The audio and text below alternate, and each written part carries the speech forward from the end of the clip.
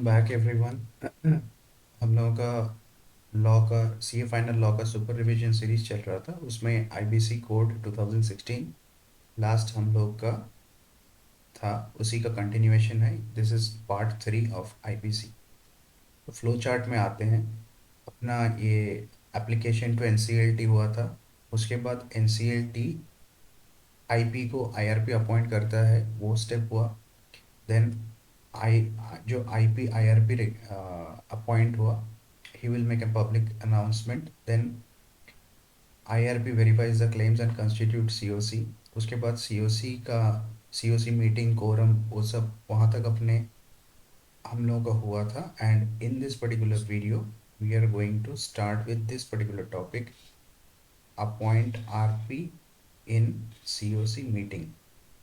मतलब इधर the insolvency मतलब either the interim resolution professional is appointed as RP or any new IP।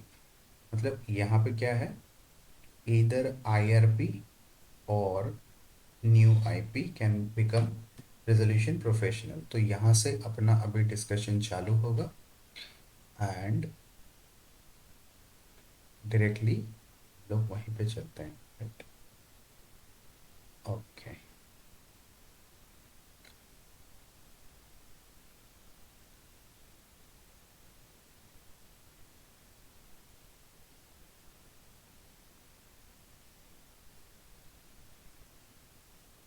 चल यहाँ से हम लोगों का डिस्कशन स्टार्ट होगा। सो ये टॉपिक है appointment of RP by COC, committee of creditors. RP का मतलब क्या है? Resolution professional. अभी यहाँ पे देखो, अपॉइंटमेंट ऑफ जो अपना इंटरिम रेजोल्यूशन प्रोफेशनल था उसी को आरपी अपॉइंट कर रहे हैं, ये एक केस है। And appointment another IP as RP, तो दो केस अपना यहाँ पे निकल के आ रहा है। This is our case one and this will be our case two. Okay, देखो जो सीओसी है, 66% voting of value of debt. देखो 66% वोटिंग करेगा किस चीज़ का? Value of debt to appoint IRP as RP. If IBBI does not reply within 10 days, then IRP will continue till the confirmation by IBBI। मतलब NCLT जब IBBI को refer करेगा, इन मतलब IBBI को 10 दिन के अंदर अंदर NCLT को रिप्लाई कर देना है। एंड जहाँ पे IBBI रिप्लाई नहीं देता है, इन दैट केस IRP जो इंटरिम रेजोल्यूशन प्रोफेशनल है, he will continue till the confirmation bye IBBI। यहाँ पे राइट हैंड साइड में आ जाओ, अपना केस टू है appointment of another IP as IRP। ये केस क्या है? देखो, COC डिसाइड्स नेम ऑफ जो कमिटी ऑफ क्रेडिटर्स है, COC decides name of new insolvency professional with 66% voting. यहाँ पे जो ये जो COC है, COC 66% वोटिंग से NCLT को रेफर करेगा। NCLT IBBI को ये इंसॉल्वेंसी प्रोफेशनल का नाम रेफर करेगा and IBBI with in 10 days ये बताएगा कि if there is any disciplinary proceedings with the insolvency professional. अगर कोई डिसिप्लिनरी प्रोसीडिंग्स उसके अगेंस्ट चल नहीं रहा है तो NCLT will appoint the RP. यहाँ पे एक छोटा सा पॉइंट है, till appointment of resolution professional, interim resolution professional continues, right? Okay, next thing is conditions for appointment of resolution professional. यहाँ पे कुछ कंडीशंस है, मतलब इसको आप लोग बोल सकते हो कि this is eligibility criteria to become, this is eligibility criteria to become a resolution professional. क्या क्या है? He shall satisfy conditions of independent director, ये आईडी का मतलब है independent director under section 149 subsection 6। ही shall not be a related पार्टी। एक तो इंडिपेंडेंट डायरेक्टर का कंडीशंस फुलफिल करना है, दूसरा कंडीशन है he shall not be a related party to the corporate debtor. Third condition is he shall not be an employee, proprietor, partner of a firm of CA में who is conducting statutory audit, secretarial audit or cost audit in last 3 preceding financial years.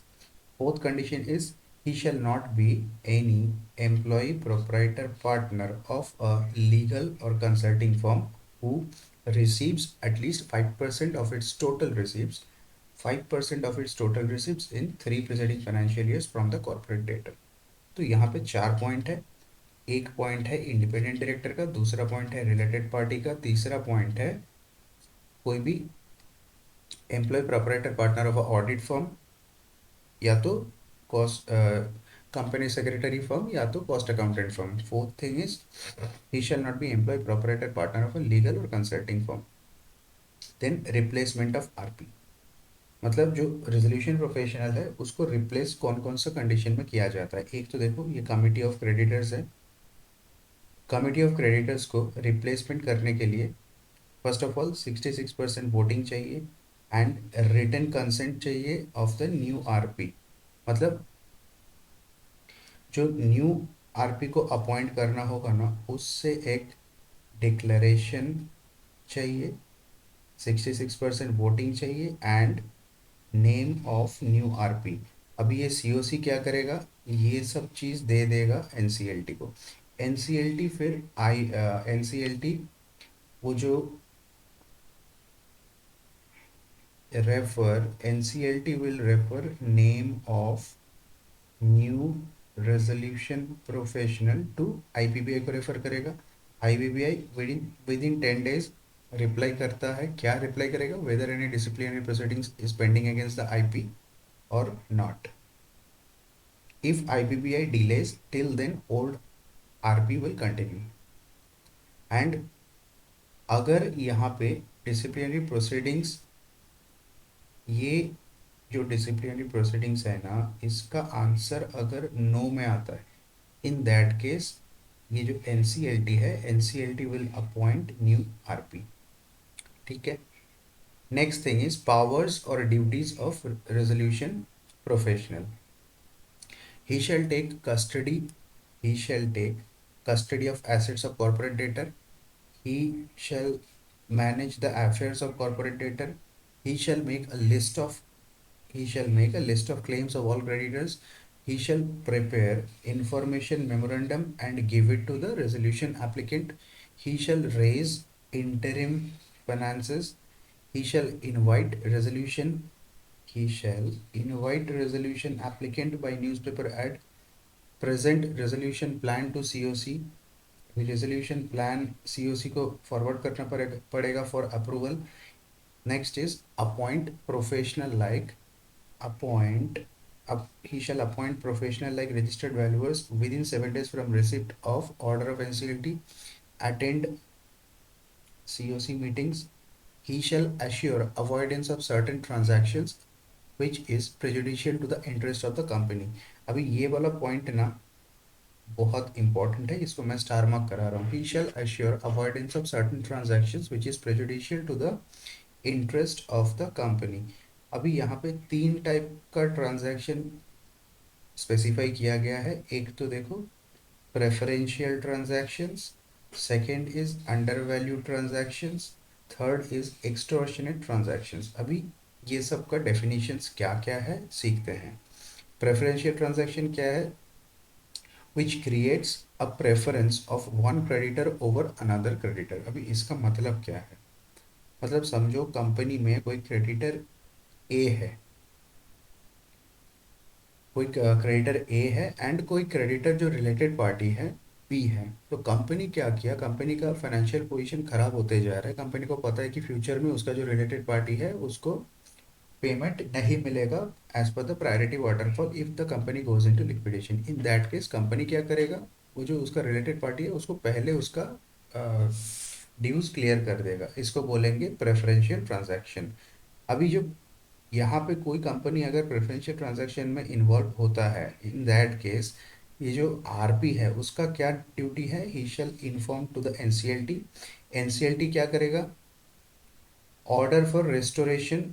NCLT will pass an order to restore the transactions. अभी ये जो transaction है इसमें देखो 2 चीज़ covered है. एक तो transaction can be with related party and other cases transaction with others. तो रिलेटेड पार्टी के केस में, जो रिलेटेड पार्टी वाला केस है, देखो जो रिलेटेड पार्टी वाला केस है उसमें लास्ट 2 इयर्स का ट्रांजैक्शंस कवर हो जाएंगे। अदर्स के केस में लास्ट 1 साल का ट्रांजैक्शन इस प्रोविजन में कवर होते हैं। अभी इसका कुछ एक्सेप्शन है। देखो यहाँ पे दो एक्सेप्शन मेंशन किया हुआ है। एक तो where the transaction is in ordinary course of business and second exception is the transaction due to court order। तो ये दोनों केस में उसको हम लोग प्रेफरेंशियल ट्रांजैक्शन नहीं मानेंगे। Then come to our second case, that is undervalued transactions। undervalued transactions क्या है? which is entered FOC, मतलब फ्री ऑफ कॉस्ट और सब्सटैंशियली लो प्राइस। अगर ये दो केस बनता है, इसको हम लोग बोलेंगे अंडरवैल्यूड ट्रांजैक्शंस। अगर कंपनी अंडरवैल्यूड ट्रांजैक्शंस में इन्वॉल्व है, in that case he shall inform NCLT for restoration. NCLT क्या करेगा? एक तो देखो रिलेटेड पार्टी के साथ ट्रांजैक्शन हो सकता है, दूसरा केस है विद अदर्स। जहाँ पे रिलेटेड पार्टी के साथ ट्रांजैक्शन है, इन दैट केस 2 साल का ट्रांजैक्शन परव्यू में आ जाएगा। जहाँ पे अदर्स का केस है, लास्ट 1 साल का ट्रांजैक्शन आ जाएगा। इसका भी दो एक्सेप्शन है। Any transactions entered into good faith by the company will not be covered as undervalued transactions।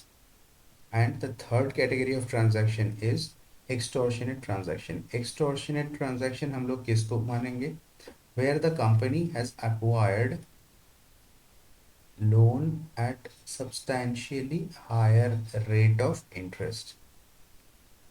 मतलब यहाँ पे rate of interest is substantially higher than the market rate and company ने क्या किया है? कंपनी ने लोन लिया है, मतलब कंपनी का यहाँ पे एक्सपेंस का बात हो रहा है, right? In that case resolution professional का ड्यूटी क्या है? He shall inform NCLT for restoration of the transaction. And NCLT देखो यहाँ पे अगर रिलेटेड पार्टी के साथ है तो लास्ट 2 इयर्स देखेंगे, अगर अदर्स के साथ है तो भी लास्ट 2 इयर्स देखेंगे। यहाँ पे दोनों ही केस में 2 इयर्स का देखना होगा। तो ये एक यहाँ पे चेंज है बाकी दोनों के साथ, क्योंकि यहाँ पे रिलेटेड पार्टी भी 2 साल है, ये वाला सिर्फ अपना चेंज हुआ है। जहाँ पे स्टार मार्क करा रहा हूँ ये डिफरेंट है। तो इसका एक एक्सेप्शन है, ट्रांजैक्शन इन गुड फेथ। कोई भी अगर ट्रांजैक्शन गुड फेथ में किया गया है कंपनी के द्वारा तो वो अंडर वैल्यू ट्रांजैक्शन, मतलब वो एक्सटॉर्शनरी ट्रांजैक्शन उसको नहीं मान के चलेंगे। Next thing is formulation of resolution plan. This is covered under section 28। अभी देखो फॉर्मुलेशन ऑफ रेजोल्यूशन प्लान। सबसे पहले जो रेजोल्यूशन प्रोफेशनल है वो क्या प्रिपेयर करेगा? Information memorandum. अभी इंफॉर्मेशन मेमोरेंडम में रेजोल्यूशन प्रोफेशनल प्रिपेयर करता है information memorandum. Information memorandum will cover financial position of the company, उसमें consolidated financial statement, balance sheet, asset liability, debt, defaults, ये सब आ जाएंगे। And second thing is information required by resolution applicant and other information. वो तीन चीज में information memorandum में रेजोल्यूशन प्रोफेशनल बनाएगा।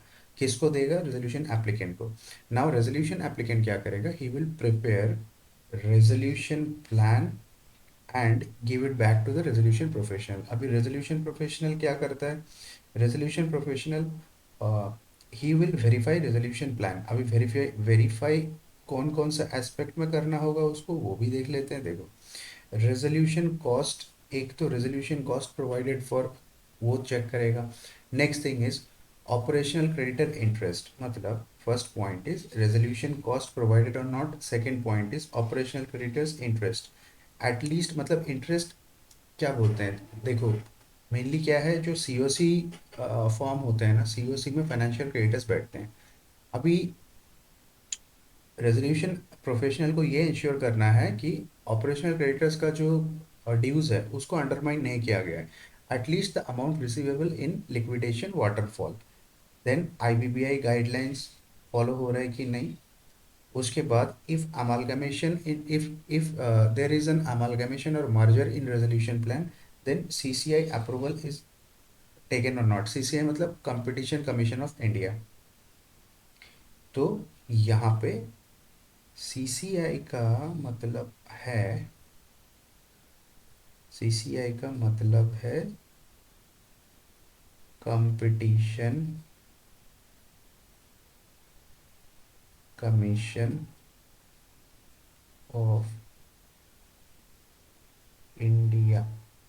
तो सीसीआई अप्रूवल का बाद उसमें वहाँ पे चेक करना होगा। And last thing is interest of dissenting financial creditors has been taken care of. Dissenting financial creditor मतलब देखो सारा फाइनेंशियल क्रेडिटर्स रेजोल्यूशन में एग्री करेगा ऐसा तो बात है ही नहीं। जो लोग डिसेंटिंग है मतलब जो लोग अपोज कर रहे हैं उनका भी इंटरेस्ट को ध्यान रखना होगा। तो ये सारा चीज़ कौन वेरीफाई करेगा? Resolution applicant. अभी रेजोल्यूशन एप्लीकेंट ये सब चीज़ वेरीफाई करने के बाद रेजोल्यूशन प्लान वो सबमिट कर देगा सीओसी को। Resolution plan will be submitted to whom? will be submitted to COC। अभी देखो रेजोल्यूशन प्लान किसको दिया गया? सीओसी को। उसके बाद सीओसी क्या करेगा? सीओसी 66% अप्रूवल उसको चाहिए। अगर 66% approval is there, in that case COC will give the approval to resolution applicant. उसके बाद रेजोल्यूशन एप्लीकेंट वो अप्रूवल दे देगा एनसीएलटी को। यहाँ पे एनसीएलटी जो है मतलब ये जो रेजोल्यूशन प्लान मतलब जो यहाँ पे रेजोल्यूशन प्लान जो एनसीएलटी को सबमिट किया गया है, this submission should be within 180 days plus 90 days extension from acceptance of application by NCLT। तो शुरू से कमेंसमेंट डेट से लेके 180 दिन या तो 90 डेज का एक्सटेंशन के अंदर अंदर एनसीएलटी को ये भेज देना होगा। उसके बाद एनसीएलटी के पास देखो दो ऑप्शन है। एक तो एनसीएलटी कैन रिजेक्ट या तो NCLT can approve the resolution plan. जहाँ पे एनसीएलटी अप्रूव करता है वहाँ पे resolution process will start and this resolution process will be binding on members of the company, creditors, central government, state government, local authority। that means this is binding on all। And जहाँ पे rejection का बात आ रहा है, जहाँ पे rejection का बात आ रहा है वहाँ पे लिक्विडेशन प्रोसेस विल स्टार्ट। अभी देखो यहाँ पे एक छोटा सा कंडीशन मैं आप लोगों को बता देता हूँ। If corporate debtor contravenes the resolution plan, मतलब जहाँ पे corporate debtor resolution plan follow करने में नाकाम होता है, in that case liquidation starts. मतलब लिक्विडेशन लिक्विडेशन का दो रीज़न है। एक तो एनसीएलटी ने सीधा सा रिजेक्ट कर दिया, दूसरा अप्रूवल हुआ था बट उसके बाद वो घूम के ये रूट से आ रहा है। मतलब अप्रूवल हुआ फिर जो कॉर्पोरेट डेटर है वो रेजोल्यूशन प्लान को फॉलो नहीं कर पाया, देन लिक्विडेशन स्टार्ट होगा। अभी लिक्विडेशन प्रोसेस को हम लोग थोड़ा सीखेंगे। तो यहाँ पे अपना first thing is grounds for liquidation order. कौन कौन सा ग्राउंड में लिक्विडेशन ऑर्डर दे सकता है? First thing is resolution plan not submitted with in time. एक तो resolution plan not submitted with in time, that is 180 days 90 days का जो टाइम लिमिट है उसके अंदर रेजोल्यूशन प्लान सबमिट ही नहीं हुआ। Second case is COC has resolve with 66% voting for liquidation। Third case is corporate debtor has contravened resolution plan। मतलब यहाँ पे देखो तीन केस है, रेजोल्यूशन प्लान सबमिट नहीं हुआ। सेकेंड केस इज जो सीओसी है, COC has resolve with 66% voting for liquidation. मतलब सीओसी को लग रहा है कि यहाँ पे लिक्विडेशन कर देना चाहिए। Third case is corporate debtor has contravened resolution plan and यहाँ पे कॉन्ट्रावेंशन होने के बाद जो अफेक्टेड फाइनेंशियल क्रेडिटर या तो ऑपरेशनल क्रेडिटर है, they have moved an application to NCLT with 66% voting and NCLT passes liquidation order. Now time limit for resolution plan within 180 days from acceptance of application by NCLT। यहाँ पे एक extension of 90 days दे सकता है कौन? मतलब ये जो extension का जो एप्लीकेशन है ना, ये 66% वोटिंग से होगा। 66% वोटिंग अप्लाइज टू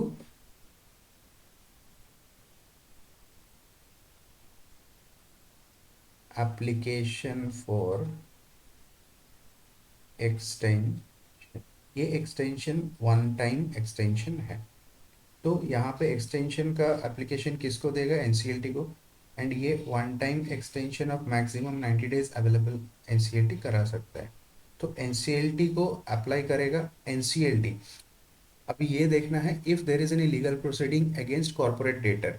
अगर कॉर्पोरेट डेटर के यहाँ पे ये एक स्पेशल केस है, if there is any legal proceedings against the corporate debtor, in that case maximum 330 days time for resolution plan submission, मतलब टोटल 330 डेज, एक्सटेंशन नहीं, total 330 days. Then disqualifications of resolution applicant under section 29A। what are the disqualifications of the resolution applicant, मतलब कौन कौन resolution applicant नहीं बन सकते। इसमें तो बहुत सारे पॉइंट्स डायरेक्टर का जो डिस्क्वालिफिकेशन है उसमें से आ जाएगा। एक तो देखो अनडिस्चार्ज इंसॉल्वेंट नहीं होना चाहिए। Second, he should not B a wilful defaulter. Wilful defaulter कहाँ से पता चलता है, RBI list of defaulters. RBI हर साल विलफुल डिफॉल्टर्स का लिस्ट निकालता है, एंड वो लिस्ट में अगर इसका नाम आ जाता है तो he cannot be a resolution applicant. Third, his company is classified as NPA, and NPA classify होने के बाद एक साल बीत चुका है, मतलब his company is classified as NPA and 1 year इज elapsed from the classification। then he is convicted for at least 2 years, 2 year has not elapsed, 2 year has not elapsed from the sentence। मतलब सीधा सा बात मैं simple language में लिखता हूँ, 2 years has not elapsed from coming out of jail, coming out of jail. मतलब एक तो कन्विक्ट हो, he was convicted for at least 2 years, and conviction के बाद जेल से निकलने के बाद 2 साल अभी तक कूलिंग ऑफ पीरियड खत्म नहीं हुआ। Fifth point is disqualification of directors under section 144। He shall not be disqualified under section 164। Then he shall not be prohibited by SEBI, मतलब सेबी ने उसको प्रोहिबिट नहीं किया है। जैसे आप लोगों को पता है, ये किशोर बियानी जो है, he is now debarred to enter into the stock market. Next, his company is engage in preferential undervalued extortion and fraudulent transaction. अगर जो रेजोल्यूशन एप्लीकेंट है उसी का जो कंपनी है, if the company is involve in any preferential undervalued extortionate और fraudulent transaction, तो भी वो रेजोल्यूशन एप्लीकेंट नहीं बन सकता है। Then he has given executable promoters guarantee which is unpaid. मतलब समझो उसका जो खुद का कंपनी है, खुद की कंपनी ही जो उसका in the capacity of promoter, अगर उसने खुद का ही बैंक में कुछ गारंटी दिया है, वो गारंटी अभी तक अनपेड है, तो वो दूसरे को क्या बचाने आ रहा है। तो ये लॉजिक है। Then any holding subsidiary associate of above person, ऊपर जितना भी 8 पॉइंट पड़ा, ये सारा पॉइंट्स में, ये सब पॉइंट से रिलेटेड कोई भी होल्डिंग सब्सिडियरी एसोसिएट अगर होता है तो he is also disqualified. Then any similar offence outside India, any similar offence outside India. तो इतने सारे जो लोग हैं, they are not eligible to become a resolution applicant. Now देखो यहाँ पे अपना रेजोल्यूशन का जो बात है यहाँ तक खत्म होती है, उसके बाद we will start with our liquidation process. Liquidation process कैसे देखना है, देखो appointment of liquidator. Resolution professional can be a liquidator, मतलब यहाँ पे जो रेजोल्यूशन प्रोफेशनल काम कर रहा था अभी तक, तो रेजोल्यूशन प्रोफेशनल लिक्विडेटर बन सकता है अनलेस प्रोहिबिटेड बाय एनसीएलटी। अगर एनसीएलटी ने उसको प्रोहिबिट करके रखा है तब तो नहीं बन सकता है। एंड यहाँ पे क्राइटेरिया क्या क्या है, he shall satisfy 149 subsection C, that is independent director का क्राइटेरिया सेटिस्फाई करना चाहिए। Then he shell not a related party, related party नहीं होना चाहिए। Third point is he shall not be an employ proprietor partner of a firm of auditors और a legal firm of the corporate debtor. तो ये तीन condition satisfy होने से वो that person can be a liquidator. Then liquidation estate, जो liquidator है he will form a liquidation estate as पर आवर फ्लो चार्ट। अभी लिक्विडेशन एस्टेट क्या है, लिक्विडेशन एस्टेट, देखो liquidation estate is a list of assets from which liabilities are paid. Liquidation estate क्या है, it is a list of assets from which liabilities are paid. अब liquidation asset में कुछ inclusions है, कुछ एक्सक्लूजन्स है। First of all inclusion देखेंगे, कौन कौन सा चीज़ लिक्विडेशन एसेट में इंक्लूड किया जा सकता है, अभी कौन कौन सा एसेट लिक्विडेशन स्टेट में एक्सक्लूड करते हैं while preparing the liquidation estate. तो इंक्लूजन्स क्या है, एसेट विथ ओनरशिप राइट्स, जो एसेट का ओनरशिप कॉर्पोरेटर के पास है उसको इंक्लूड कर लेंगे। Then tangible intangible assets, assets under dispute, assets recovered in avoidance of transaction. मतलब ये जो तीन कैटेगरी के ट्रांजैक्शंस था, प्रोपोर्शन, एक्सटॉर्शनल ट्रांजैक्शन, प्रेफरेंशियल ट्रांजैक्शन, तो वो तीन कैटेगरी का जो ट्रांजैक्शन है, अगर वैसा कोई ट्रांजैक्शन जो एनसीएलटी ने रिस्टोर कर दिया है तो उसमें से कुछ एसेट रिकवर हुआ है, वो भी एसेट यहाँ पे इंक्लूड हो जाएगा, मतलब उसको हम लोग लिक्विडेशन एस्टेट का पार्ट मान लेंगे। Fifth point is asset on which secured creditor has relinquished right, मतलब कोई भी ऐसा एसेट है जो सिक्योर्ड क्रेडिटर के पास उसका मॉर्गेज था, but secured creditor has relinquish the right. Then asset vested with corporate debtor, कोई भी ऐसा एसेट जो कॉर्पोरेट डेटर के पास है। नेक्स्ट है proceeds realise from above asset, ऊपर जितना भी एसेट है उसमें से कुछ अगर प्रोसीड निकल के आया तो वो भी अपना समझ लो, कोई लीज रेंट आया तो ये सब अपना वही इंटरेस्ट आया, तो उसी एसेट का पार्ट माना जाएगा। देन एक्सक्लूजन्स, कौन कौन सा एसेट लिक्विडेशन एस्टेट में नहीं ले सकते हैं, owned by other person but in position of the corporate debtor. अभी इसका क्या मतलब, क्या आप लोग समझते हो, मतलब कॉर्पोरेट डेटर ने लीज में कोई एसेट लिया है तो उसको इंक्लूड नहीं करेंगे। Then provident fund, gratuity fund, pension fund, super annuation fund, employ related कुछ भी अगर फंड होगा उसको नहीं ले सकते। Then leased assets with others, मतलब कंपनी लेसर है, उसने लीज पे कुछ एसेट दे के रखा है, ठीक है, मतलब ये जो पॉइंट है यहाँ पे, द कॉर्पोरेट डेटर, ऐसे नहीं, इसको अच्छे से लिखते हैं याद रहेगा, कॉर्पोरेट डेटर यहाँ पे लेसर है और ऊपर ये जो था कॉर्पोरेट डेटर यहाँ पे लेसी है, तो दोनों केस यहाँ पे कवर कर लिया गया है। Then fourth point is asset excluded by central government in consultation with financial sector regulator, मतलब कोई भी ऐसा एसेट है जिसको सेंट्रल गवर्नमेंट ने खुद एक्सप्लिसिटली एक्सक्लूड किया है after consulting with financial sector regulator. Assets of any subsidiary, subsidiary का कोई भी एसेट इंक्लूड नहीं कर सकते, and asset of share holders partners, जो ये तो कंपनी का नहीं है ना, तो उसको भी इंक्लूड नहीं कर सकते। Next thing is consolidation of claims. देखो यहाँ पे फाइनेंशियल क्रेडिटर है, ऑपरेशनल क्रेडिटर है, फाइनेंशियल क्रेडिटर ऑपरेशनल क्रेडिटर दोनों, जब फाइनेंशियल क्रेडिटर क्लेम सबमिट करेगा ना, तब उसको क्लेम लेना पड़ेगा इंफॉर्मेशन यूटिलिटी से, एंड ऑपरेशनल क्रेडिटर जब क्लेम सबमिट करेगा उसको क्या सबमिट करना होता है, इनवॉइसेस। तो ये दोनों पर्सन ये क्लेम लिक्विडेटर को देगा, एंड लिक्विडेटर देखो, एक तो लिक्विडेटर हैव टू, मतलब जो कंसोलिडेशन ऑफ क्लेम्स है, मतलब लिक्विडेटर जो क्लेम को कंसोलिडेट करेगा, जो फाइनेंशियल क्रेडिटर है उसको जो क्लेम लिक्विडेटर को सबमिट करना है इंफॉर्मेशन यूटिलिटी से लेके करना है, ऑपरेशनल क्रेडिटर क्या करेगा, उसका पेंडिंग इनवॉइसेस लिक्विडेटर को देगा। Liquidator can reject within 7 days and he has to consolidate within 30 days। अभी इनवॉइसेस यहाँ पे देखो, claims can be withdrawn within 14 days of claim, मतलब ये जो फाइनेंशियल क्रेडिटर या तो ऑपरेशनल क्रेडिटर कोई भी लिक्विडेटर को क्लेम दिया ना, this claim can be withdrawn bye them with in 14 days of claim. And इसमें लिक्विडे देखो, कहीं पे लिक्विडेटर अगर कोई क्लेम रिजेक्ट कर दिया, in that case the aggrieved party can file an application to NCLT within 14 days from intimation by the liquidator। Then next thing is priority, next thing अपना क्या है, प्रायोरिटी, प्रायोरिटी ऑफ वाटरफॉल। तो ये priority of waterfall हम लोग यहाँ पे देखो, इसका सेक्शन नंबर है 49। प्रायोरिटी ऑफ वाटरफॉल क्या है, payment of liability from liquidation estate, जो लिक्विडेशन एस्टेट ऊपर बन के तैयार हुआ उसमें से कौन सा सीक्वेंस में क्या क्या हम लोग पेमेंट करके चलेंगे। तो यहाँ पे टोटल 8 स्टेज में हम लोग इसको करेंगे, first, second, third, fourth, fifth, sixth, seventh, eighth, तो 8 स्टेज ये वाटरफॉल मतलब 8 स्टेज में हम लोग ये लाइबिलिटीज को पे ऑफ कर सकते हैं। अभी एक एक करके देखते हैं।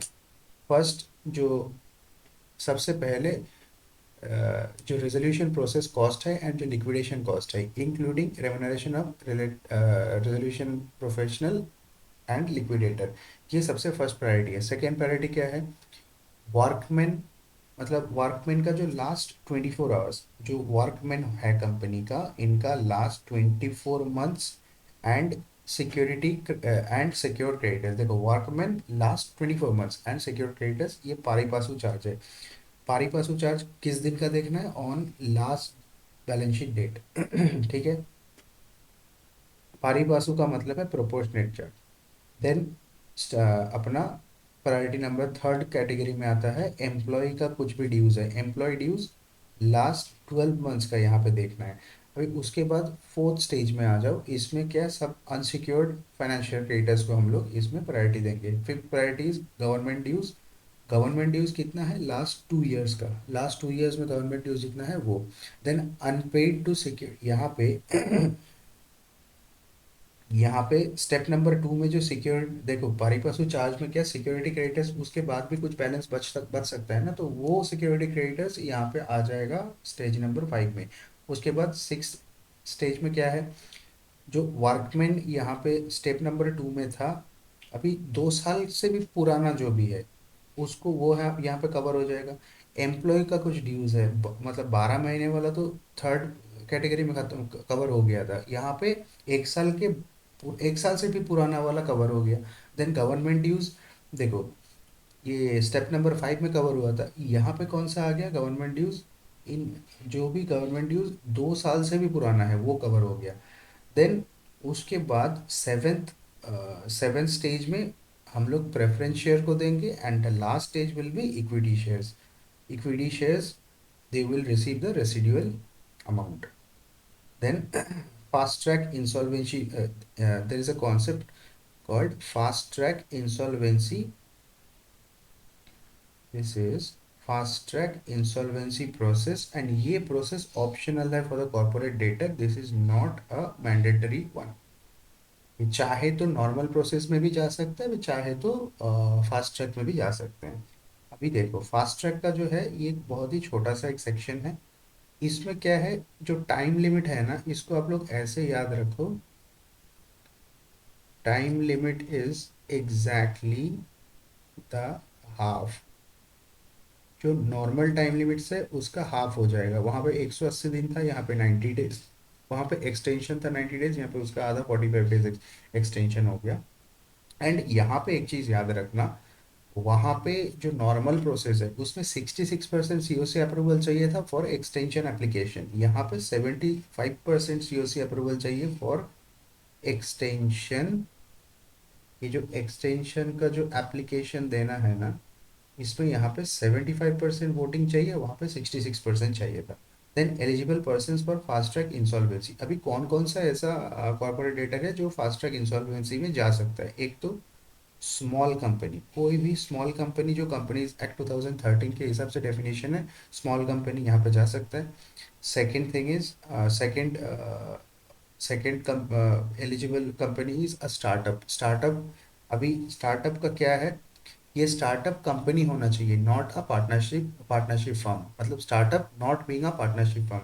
देन कोई भी unlisted company whose total assets whose unlisted company whose total assets not less than 1 crore, मतलब ऐसा कोई भी अनलिस्टेड कंपनी होना चाहिए जिसका total asset is not less than 1 crore.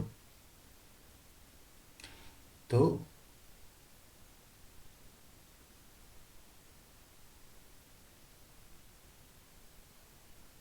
ये एक्चुअली नॉट मोर देन होगा। तो कोई भी ऐसा कंपनी जिसका total asset is not more than 1 crore वो जा सकता है। अभी यहाँ पे देखो, जो अनलिस्टेड कंपनी है ना, इसमें पब्लिक और प्राइवेट दोनों ही कवर्ड है, मतलब अनलिस्टेड कंपनी इधर पब्लिक हो सकता है, प्राइवेट हो सकता है, both can opt for the fast track insolvency process. Next thing is voluntary liquidation, this is covered under section 59। Voluntary liquidation क्या होता है? Corporate applicant, they have to file a declaration देखो, कॉर्पोरेट एप्लीकेंट जो है they will have to move an application to NCLT. अभी NCLT को ये जो एप्लीकेशन देगा, एप्लीकेशन के साथ साथ एक एफिडेविट में डिक्लेरेशन देना पड़ता है बाय मेजोरिटी डायरेक्टर्स। अभी वो जो डिक्लेरेशन है उसका कंटेंट क्या क्या होता है, वही यहाँ पे ये बॉक्स में मैंने लिख के रखा है। क्या क्या है देखते हैं। एक तो the company is solvent and this, देखो ये जो यहाँ पे वॉलेंटरी लिक्विडेशन है, सबसे पहला क्या है, the company solvent and the company is not applying for voluntary liquidation to defraud any creditors and a valuation report of asset liability by registered value, मतलब कोई भी रजिस्टर्ड वैल्यूअर से कंपनी का वैल्यूएशन रिपोर्ट सबमिट करना पड़ेगा। And audited financial statement of two preceding financial year, audited financials of last two preceding financial years, and special resolution or ordinary resolution of shareholders for voluntary liquidation। मतलब अभी जो share holders है, share holders से तो permission लेना पड़ेगा ना before going into voluntary liquidation, तो शेयर होल्डर्स का स्पेशल रेजोल्यूशन या तो ऑर्डिनरी रेजोल्यूशन लेना पड़ेगा। ये पॉइंट में देखो, एक तो special resolution of share holders कर सकते हैं और ordinary resolution of share holders और ordinary resolution of share holders. कौन कौन सा केस है, देखो ऑर्डिनरी रेजोल्यूशन कब होगा, ये दो केस ऐसा है जब ऑर्डिनरी रेजोल्यूशन में काम चल जाएगा, and special resolution in all other cases. तो ये दो केस छोड़ के बाकी सारे केसेस में अपने को special resolution of share holders चाहिए। कौन सा ऐसा दो केस है, पहले वो देखते हैं। on completion of tenure for which company was formed and this should be mentioned in the AOA। मतलब क्या है, कंपनी समझो कुछ एक स्पेशल कंपनी, अगर ऐसा आर्टिकल में लिखा है कि the company, for an example कि 1 साल के लिए ही कंपनी फॉर्म होगा, तो 1 साल खत्म होने के बाद ये वॉलेंटरी लिक्विडेशन का एप्लीकेशन कर सकता है on by passing only a ordinary resolution. Second क्या है, on completion of an event for which company was formed. मतलब ऐसा कोई इवेंट है जो कंपनी, ये समझो कोई कंपनी फॉर्म हुआ था कोई कंस्ट्रक्शन प्रोजेक्ट के लिए, अभी वो प्रोजेक्ट बन के तैयार हो गया है, in that case ordinary. And ये जो चीज़ है जो कंप्लीशन, ये इवेंट कंप्लीट होने के बाद कंपनी को हम लोग बंद कर देंगे, ये चीज़ explicitly articles of association, association of the company जो है उसमें मेंशन्ड रहना चाहिए। अगर मेंशन्ड है in that case ordinary resolution pass होने से ही अपना काम बन जाएगा, राइट। ओके, देन यहाँ पे ये जो take approval of 2/3 creditors in value 7 days। अभी देखो, ये स्पेशल रेजोल्यूशन या तो ऑर्डिनरी रेजोल्यूशन में कुछ भी ले लिया, उसके बाद क्या करना पड़ेगा, take approval of 2/3 of creditors in value within 7 days from special resolution और ऑर्डिनरी रेजोल्यूशन पासिंग। मतलब ये जो ऑर्डिनरी रेजोल्यूशन या तो स्पेशल रेजोल्यूशन जो कंपनी पास किया, वो पास करने से मतलब समझो स्पेशल रेजोल्यूशन या तो ऑर्डिनरी रेजोल्यूशन पास हो गया फॉर वॉलेंटरी वॉलेंटरी लिक्विडेशन, अभी जब से पास हुआ वहां से 7 दिन के अंदर अंदर 2/3 क्रेडिटर्स इन वैल्यू का मेजोरिटी का अप्रूवल चाहिए, एंड अप्रूवल के बाद the company shall have to notify ROC within 7 days of liquidation। मतलब उसके बाद company needs to notify ROC within 7 days of liquidation. अभी लिक्विडेशन के बाद कंपनी क्या करेगा, ROC को इन्फॉर्म करेगा एंड उसके बाद they will sell assets and pay off their liabilities. अभी ये स्टेप के बाद क्या होगा, application, the company shall file an application to NCLT. उसके बाद dissolution order, NCLT dissolution order pass करेगा कंपनी को, and the company needs to file dissolution order to the ROC within 14 days। This is the most important point of this particular discussion. क्या है, the company has to file a dissolution order to ROC within 14 days, and the last step is ROC shall strike off the name from the register of companies। ROC shall strike off the name from the register of companies। तो ये अपना liquidation का process खत्म हो गया। उसके बाद देखो requisite number of financial creditors for application. ये जो फाइनेंशियल क्रेडिटर है, ये लोग, अपन ने ऊपर देखा कि सेक्शन 7 में एप्लीकेशन डालते हैं फाइनेंशियल क्रेडिटर्स। अभी ये एप्लीकेशन डालने के लिए रिक्विजिट नंबर मतलब कितना minimum number of financial creditors होना चाहिए वो देखते हैं। फर्स्ट थिंग इज, अगर financial creditor is in the form of debenture holder, deposit holder, second case can be real estate allottees, third case is transition period. सब एक एक करके देखते हैं। अभी if the financial creditor is a debenture holder, deposit holder, in that case 100 debenture holder or 1/10 of total debenture holder, whichever is lower। क्या देखना है, एक तो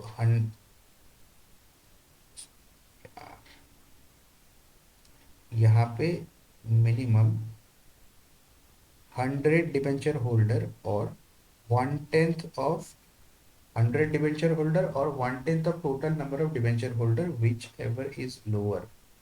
इतने भी लोग इकट्ठा आ गए तो they can move an application to NCLT for insolvency. Then real estate allottee के केस में 100 अलॉटी और 1/10 of total number of allottees whichever is lower. Then transition period का डिस्कशन है, वो भी एकदम फटाफट अपने देखते हैं। At the time of commencement of IBC 2016, मतलब ये एक्ट जब आ रहा था, if it is not satisfied, मतलब ये जो, मतलब यहाँ पे देखो point number 1 and point number 2 में जो रिक्वायरमेंट है 100 एंड 1/10, ये एक्ट जिस दिन एनेक्ट हुआ, एट दैट डेट अगर ये क्राइटेरिया सेटिस्फाइड नहीं हो रहा था, then in that case then the company shall fulfil the criteria within 30 days from the date when IBC 2016 came into force. ये आप लोग याद रखोगे। क्या याद रखने को बोला मैंने, देखो, eight the time of commencement of IBC 2016, if it is not satisfied, कौन सा क्या नॉट सेटिस्फाइड, यहाँ पे जो डिवेंचर होल्डर डिपॉजिट होल्डर 100 और 1/10 ऑफ ये जो लोअर वाला क्राइटेरिया है, if this criteria was not satisfied at the time of commencement of IBC 2016, in that case the company has to fulfil the criteria within 30 days from the date when IBC 2016 was came into force। इसके बाद अपना चर्चे का एक ही section बचा हुआ है, that is amendments. अभी देखो other amendments are incorporated in our above capsule notes. ऊपर जो मैंने आप लोगों को नोट्स प्रोवाइड करके दिया है, वो नोट्स में सारा अमेंडमेंट्स ऑलरेडी कवर्ड है। यहाँ पे एक छोटा सा अमेंडमेंट ये है सेक्शन 32A में जो नया है, इसको मैं अलग से आप लोगों को कवर कराऊंगा। एंड ये तो एक्स्ट्रा स्पेस है फॉर फ्यूचर अमेंडमेंट्स। अगर आरटीपी में कुछ आता है तो आप लोग भी एक दो पे जैसा जगह छोड़ देना। देखो बेसिकली अपना डिस्कशन का दो चीज बाकी है, सेक्शन 32A में एक अमेंडमेंट, एंड ये एक नया टॉपिक इंट्रोड्यूस हुआ था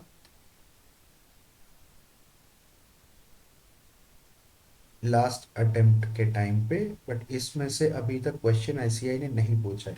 क्या है कि इसको हम लोग प्यार से बोलते हैं PPIRP, pre packaged insolvency resolution process. क्या, pre package insolvency resolution process, this was introduced as a new topic. इसको हम लोग एक बार इसका डिस्कशन बच बच गया, एंड ये सेक्शन 32A वाला डिस्कशन, सो छोटा सा ये देखो, ये तो इतना सा है।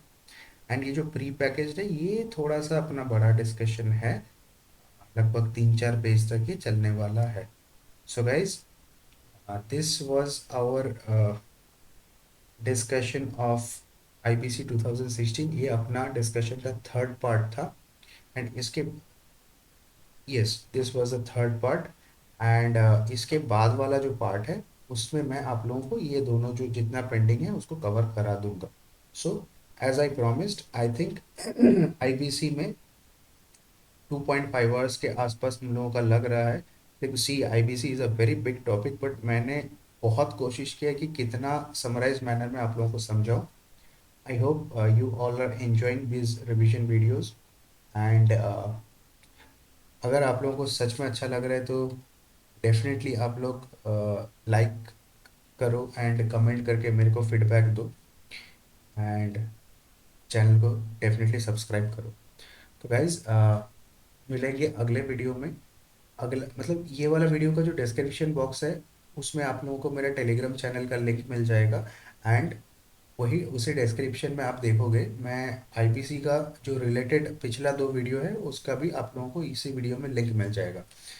तो गाइज तब तक के लिए bye bye, take care and love you all.